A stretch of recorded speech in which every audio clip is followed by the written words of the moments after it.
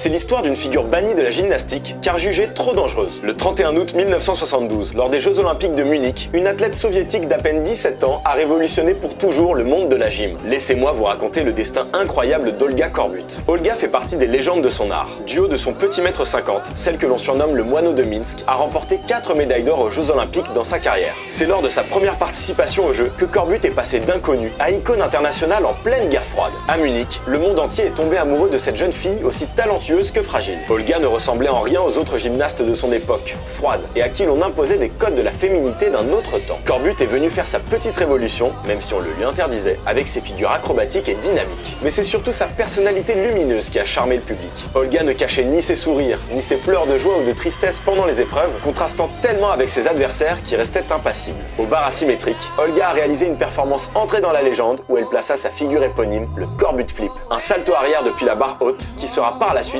interdit en compétition en raison de sa dangerosité. Et peut-être parce que trop en décalage avec les codes de la gym de l'époque. Mais l'essentiel est ailleurs. Olga vient de mondialement populariser ce sport poussiéreux. Elle sera reçue dans la foulée à la Maison Blanche par le président Nixon. Ce dernier, en la voyant, lui aurait dit « Vous êtes une si petite fille », ce à quoi Olga, avec toute son innocence, aurait répondu à l'homme le plus puissant du monde « Et vous, un si grand garçon ». Un échange qui, selon elle, aurait contribué à la détente des relations entre l'URSS et les États-Unis. Rien que ça.